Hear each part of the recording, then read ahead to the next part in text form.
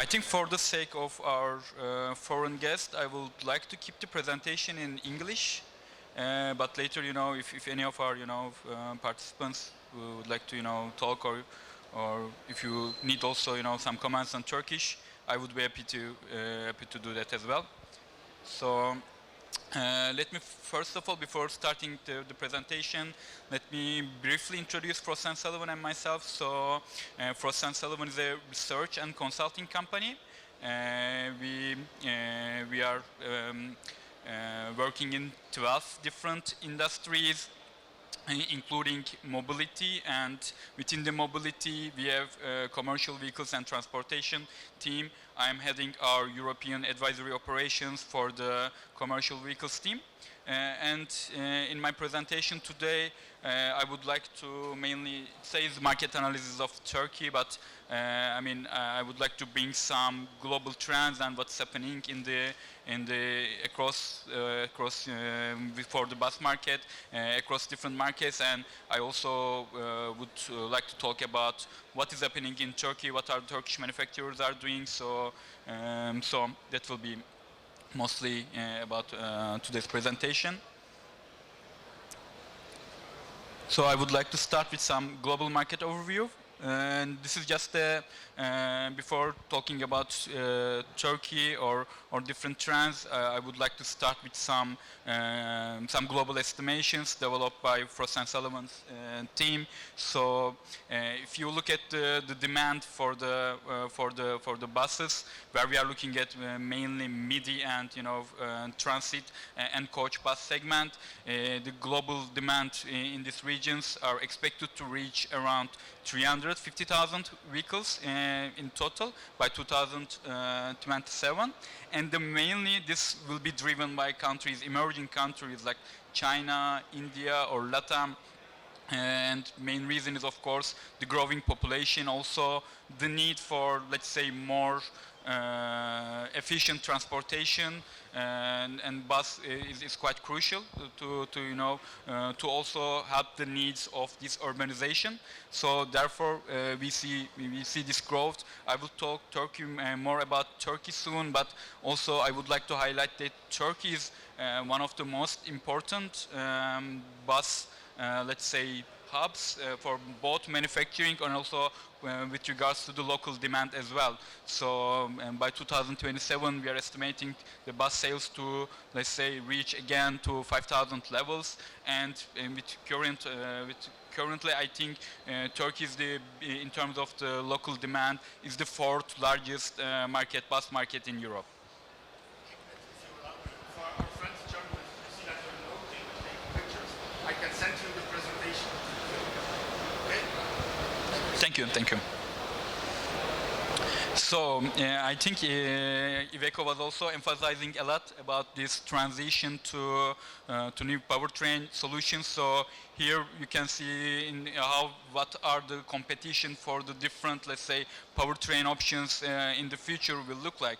There is no, let's say, we're talking about it as well with some of you, like there is no single solution at the moment for, let's say, decarbonizing the bus fleet, and also not only bus, for the commercial vehicles. So we see different solutions are emerging in the let's say in the short term, while we expect diesel still to be dominant in terms of the sales figures. We see also products like natural gas solutions, hybrid solutions, mainly battery electric solutions are coming, but also there are lots of research and development activities are going on for the fuel cell buses as well.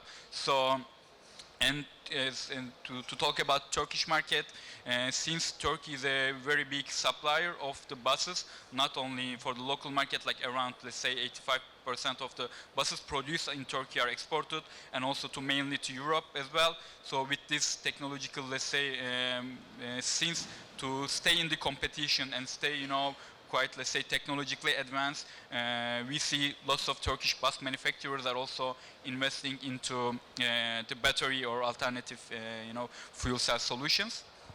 I think if you would like to talk about what is driving this transition, And mainly we can talk about, let's say, the global targets of decreasing the emission levels, and bus industry or let's say public transportation industry is one of the, let's say, first aims or one of the places this transition will start. If you look at Europe, you are seeing clean vehicles directive, or similarly in USA as well, we are seeing innovative clean vehicles directive. So not only in this, also in India, in China, in different parts of the world, there are different incentives.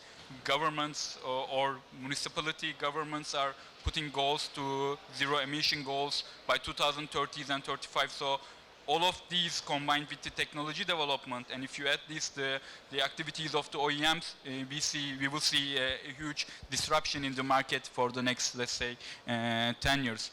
To give an example, from Europe, some statistics in 2021, around 65% of the public buses sold in Europe was electric, or sorry, let's say alternative powertrain solutions, and 1/3 of them was had an electric powertrain option. So this is huge, and we see that also it will eventually come to Turkish market as well. And yeah, before, let's say, again, going into some of the specific topics, so I just want to talk about some overall global, let's say, passenger mobility trends. We talked about electric mobility. I will not repeat it, but what electromobility is driving is actually new business models, because electric mobility is not coming with, let's say, not coming with just, you know, like in the diesel buses, you sell the bus and then, you know, you need different solutions. You need infrastructure solutions, you need battery management solutions, you need fleet management solutions. So these are all important factors. So therefore, if you add to that the cost of the battery electric vehicles are much higher, so we see different solutions like fleet management, again, battery leasing models are coming. So all the vehicle manufacturers are trying to, you know, look at solutions that they can package infrastructure, battery management, also financing solution, battery leasing solution. So those are all we are seeing and we will be experiencing in the, let's say, in the next 10 years. And another important item is, of course, what will change in what are the global trends are like urbanization and with the increasing population in the cities, there is a need for higher intermodality, let's say. So there is a need for seamlessly commuting, you know, let's say from different type of modes of transportation. It can be, you know, tram, or it can be buses. So those are all important for the, let's say, public transportation system. And what is happening here is increasingly we will start talking about the connectivity. So the connectivity, or let's say the efficient transportation is becoming more important, and then we will start seeing lots of, for example, usage like telematics, increasing the usage of telematics and different, let's say, connected mobility options as well. And also, why this connectivity and connected telematics vehicle are important, we are every day we are talking about increasing pressure in the cost. So total cost of ownership is more important today than it was, and it is becoming more so. The operators, fleet operators, they need to find a way to optimize and efficiently use their fleet. So again, we will talk about higher connectivity between these, you know, vehicles.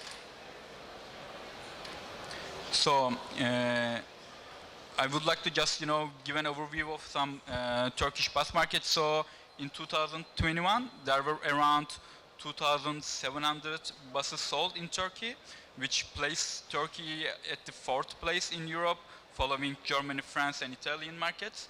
So in terms of the bus demand, this is for both coaches and transit buses. And we expect this to, I mean, compared to, of course, 2015 levels of 8,000 buses were sold in Turkey in a year, I think realistically it is not, let's say, achievable in the, according to our analysis, it's not achievable, but still we will see a growth level of each year around 10%, and then by 2027 we will see 5,000 vehicles are not are easily accessible or doable by the Turkish market demand. And what is important here, the transition to, let's say, electric vehicles or alternative powertrain solutions. So currently around, I think around 90% of the vehicles sold in Turkey as a diesel, or remaining 10% have some natural gas powertrain solution, and the share of electric is currently quite low. However, currently, as I mentioned, there are 9 different bus models by the Turkish manufacturers available as of 2022. We see that lots of, let's say, municipality governments like Istanbul or Izmir or Samsun, in this type of big cities of Turkey, we see the municipalities started to order electric buses as well. So with these products being available and with the technology development, the costs are with the reduced cost. And also, of course, it's important here to establish the infrastructure as well. With all of these combined, I think for Turkish market, 25%, let's say, electric bus plus another 14% of natural gas sales are not, let's say, not a dream in the and easily, let's say, achievable by 2027. So, in terms of the technology roadmap, I don't want to, let's say, go into too much technical details, but I would like to highlight a couple of things here. One of them will be the developments in the range, so which is also quite important if you would like to electrify, let's say, the coach segment, intercity segment. You need bigger ranges for sure. Yes, today there are solutions and it is working, with the current 250, 330 miles. The products available in the market are able to cover the city transit bus segment. However, with the more efficient battery chemistries, we will be able to see 400, 450 miles post 2025. And in terms of the battery chemistry, I think in terms of the battery chemistry, in the European and North American market, the most dominant solution is nickel, magnesium, cobalt batteries, NMC batteries. However, with the domination of China, we know that China is the biggest electric bus, let's say, is the biggest market for the electric buses and have very important and strong global producers like companies like BYD. They are mainly using LFP batteries, which are actually have the lower energy density, but in terms of the cost, they are more affordable, let's say. And also LTO as well. Some lithium titanate solutions are also produced. So there is a, let's say, mixture of battery solutions. But I think we can also expect more advanced type of batteries. Maybe in post-2030s, we can expect solid states as well, because this electrification is not only happening for the bus segment, it's happening for the, let's say, for the commercial vehicles, for the construction machinery, for agriculture. So this is happening in everywhere, let's say, in every field of the machinery, transportation. So therefore, with these solutions are becoming more wider, the cost will be reduced, the ranges will be increased. So we will see I think it's already increasing a lot, but in the next, let's say, 10 years, we will see more domination of the battery electric solutions. Here is, we also wanted to do some, this is let's say, replication of a global analysis that we developed. So the comparison of TCO for the different, let's say, powertrain solutions. On the left, you will see diesel, natural gas, and battery electric. This is, we developed it for Turkey as well. And this is considered for 12 years of operation of a transit bus. And even though, this cost during this 12 years of period is split by the kilometers cost per kilometer, let's say. And if you compare the cost of diesel and battery electric, even the initial investment costs of the battery electric vehicles are, let's say, 80% higher compared to the diesel options, with the lower maintenance cost, lower, let's say, fuel cost, and in the future lower insurance cost. It all adds up, and we see that actually in this 12 years of period, I think electric buses can be 50% more, let's say, advantages in terms of the total cost of ownership. And then if we go to the next 15 years, with these prices of these vehicles are getting reduced, we will see this gap between the total cost of ownership of diesel and electric buses in favor of electric buses. We will see a higher, let's say, lower cost. And last part of in the last part of my presentation, I would like to focus on the topic of connectivity and the ADAS, and also some autonomous initiatives, but by the Turkish bus manufacturers. So, and if you look at, so here we listed some of the services offered by the telematics offerings of the companies, and which application, let's say, is favorable for the transit or the coach segment. We see higher penetration of telematics currently for the transit buses, especially for the more advanced services, such as, let's say, live video surveillance or driver behavior monitoring or trip management and real-time estimated time of arrival. So this type of, let's say, services are more important for the city and transit segment. So therefore, we see lots of the fleet operators, city bus operators are preferring more advanced solutions. When it comes to the coach segment, it's more about driver behavior monitoring is important. Track and trace, like some basic services are important. But again, for the telematics, in order to reduce the cost and optimize the fleet operations, and also to be able to support the public transport operators with like real-time ETAs and services like this, telematic solutions are mostly at the moment preferred for the transit segment.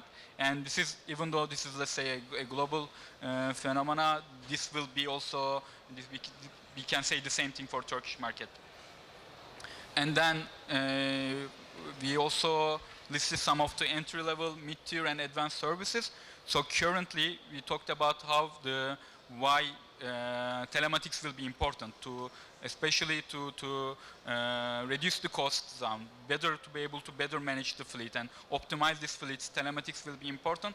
However, currently, if you look at the developed markets like North America or Europe, you will see entry-level services are dominating market, like with about 60%, and advanced level services are only getting a share of 6-7% market share. However, I think with the increasing, let's say, awareness on the need of using such services due to the cost pressure, and also manufacturers offering such solutions and trying to market these solutions, we will see more advanced level services are accepted by the different, let's say, fleet operators. And another, let's say, area that I would like to focus in terms of technology is the driver assistance systems. Again, here you can see a comparison of the transit and coach buses. For example, cruise control systems are becoming more important when it comes to the coach segment, whereas for the transit segments, you will see like collision warnings or lane departure warnings, lane keep assistance services, more functions and features related to lane and safety and security are becoming more important, and this is where you can see in the products of the manufacturers.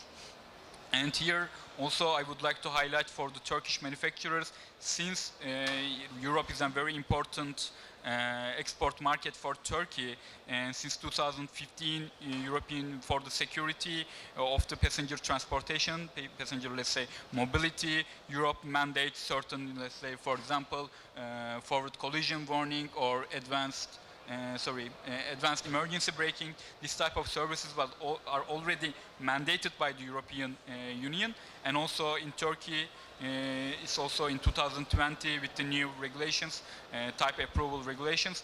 Some of these are also mandated, so Turkish manufacturers are therefore quite updated in terms of the technology when it comes to ADAS solutions, and closely tracking the market and developments and the regulations in Europe, so that they can also adapt their technology solutions. So, for example, there will be new blind spot assist and lane change assistant will be also, I guess, will be mandatory in Europe by 2024. So already manufacturers have such solutions and such features in their bus portfolio.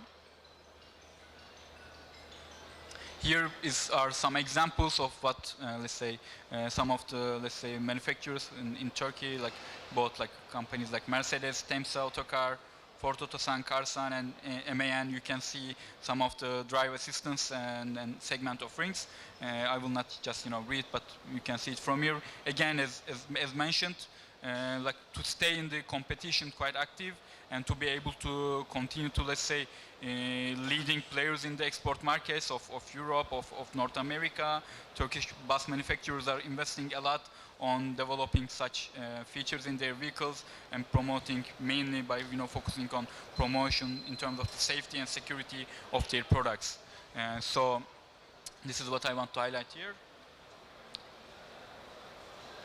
And finally here, yeah, autonomous bus OEM initiatives. So, and I think China and Europe and North America are leading in the globe, leading the autonomous bus development. Also, we see two Turkish manufacturers, Otokar and Karsar, and I'm sure that the others are also focusing on that autonomous bus developments as well. But for example, Karsan's e-Attack product was tested in Romania in a technopark, and also similarly, I mean, in 2022 they announced 2 years of test with the Norwegian city of Stavanger to test the autonomous bus within the city as well. So they will run tests for the 2 years. Similarly, Otokar together with Turkish University Okan, they are also developing, they are in the second phase of development for level 4 autonomous vehicle as well. So the point here is are like Turkish manufacturers are quite to be, let's say, quite important in terms of to catch up and also to be, let's say, pioneer in terms of the developing autonomous buses as well. So just to wrap up the presentation, we talked about the electrification. So there is no, I mean, I think we can see even, if we visit, the exhibition as well, and if we speak with the manufacturers, we will see how important battery electric solutions, at least for the short to mid term, will be important for the industry, and Turkish manufacturers or the companies producing in Turkey will be also leading this transition. So there are already, I mentioned, 9 available products in the market and more to come in the next years. And then stronger, I talked about stronger ADAS offerings. So since these are mandated by the regulatory authorities as well, and since these companies are working towards autonomous initiatives, there are lots of activities going on providing these strong ADAS offerings. And we saw Otokar and Karsan leading to autonomous initiatives, but when it comes to both autonomous or connectivity or electrification, I think it's important to understand the cost of these transitions. So especially in a country like Turkey, with obvious some of the struggles, let's say, and this transition Turkey will require time, and also it is important to establish this infrastructure.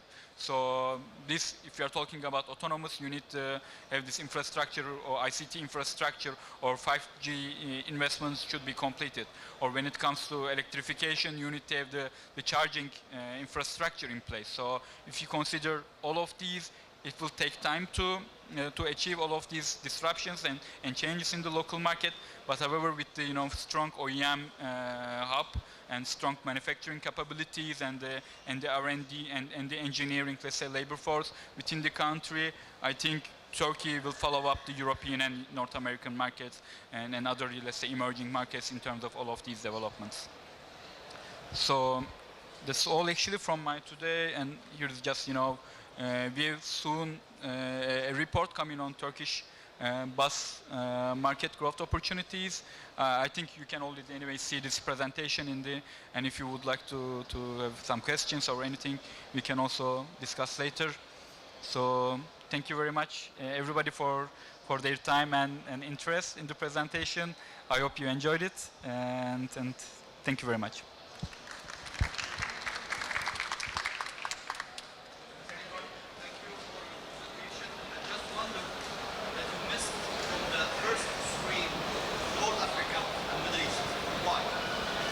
No, so I mean the reason is like since the, let's say, presentation is more focused on the electrification and topics like autonomous and this type of initiatives. And this is just, let's say, I would like to bring, and Turkey is, let's say, one of the following the technology trends from there. So it's not that in our other reports we have these analyses as well, but just, you know, to keep the presentation compact and to bring some comparison with Turkey and, you know, other, let's say, the developed regions. So that is the reason. So anyway, the idea was to focus on Turkey. Just I want to bring, let's say, other insights from the other regions. That's the reason. Hikmet, one other question. Is it possible to go back to the slide of the TCO? Yes. I think I saw that you estimate that the TCO for electric buses today is already under the one for diesel buses, but it's not going to decrease further until 2033. Okay, sorry. Okay, I think this is because due to some insurance cost. I need to see the, you know, the calculations, but the reason is we will see a reduction in the vehicle capital for sure.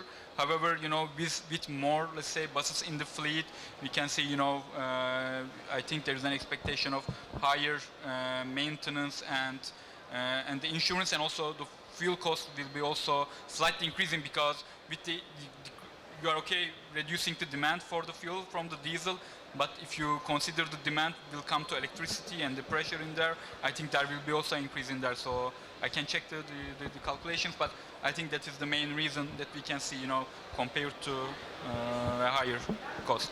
Okay, and last question then. In the calculation of the TCO model, is the investment of the charging infrastructure included? I think this is, you know, I think this is not included. Okay. So we are just looking at from the vehicle capital, maintenance, fuel costs, and insurance. The infrastructure cost is because, you know, when it comes to infrastructure costs, it is, you know, the cost is split between different, let's say, parties. So we didn't include direct to fleet operator. Okay. And then last remark, unless anybody has other questions, we have a partnership with Frost & Sullivan. So if you would be interested in one of their studies, you can also approach us. We contact them. You get the studies from Frost & Sullivan via us as well. Ganesh. Thank you so much for your wonderful presentation. You have compiled a lot of data there. I wonder, you talk about the safety and security that is coming up very prominently in the bus systems, and particularly the developing countries are very vulnerable for the safety issues. So would you explain a little bit what kind of safety measures this industry is taking nowadays to improve the quality and safety of the drivers and motor itself? I think there are two angles here. One of them, in terms of, let's say, the driver safety, is let's say first of all, like I think both the telematic applications and this ADAS featurings available in the products are one of the main, you know, let's say, idea to adopt these solutions are safety and security. So solutions like advanced emergency braking, for example, or collision warning systems, or change assistant, lane keep assistance. These are with the push of the regulatory bodies. These are becoming mandatory in the products. So these are not optional anymore. So they are mandated. Plus, with the telematics now, you can, let's say, for example, if you talk about a public system, there is live video surveillance or systems like this, especially I think when it comes to, let's say, developing countries, maybe in terms of the product, jump, it will not be quick as it is happening because these are all increasing the cost of the buses. But I think here, some of the features that will come with the telematics will also help this safety and security in the more developing countries. Yeah, thank you so much. Are the minibus volumes included in the? No. In this volumes, it's only midi buses and transit buses and coaches. Okay. And this picture refers to, let's say, you wrote 2020, 2030. Does it refer to current situation? Actually, this is in our studies we have just this is the time frame of the study. So we are focusing on 2020 and 30. So, and these solutions are, most of the solutions are already there in the market, but this is just, the study period, let's say. Our study analyzes between 2020 and 30 period. So when you put 5 means that it's going to be mandatory, or it is already mandatory? No. Here it's not about being mandatory or no. So this is about for which segment the solutions are preferred or not. Let's say if you look at adaptive cruise or predictive cruise control, it's more relevant to coach, and because they are operating in the in the intercity, and then you need more cruise control, whereas it is less relevant for some. It's more about the importance for within the segment. You mean the customer need, you mean basically? Customer, let's say, customer needs, you can say. Thanks. Any other question before we conclude? Okay, and thank you very much again for your interest.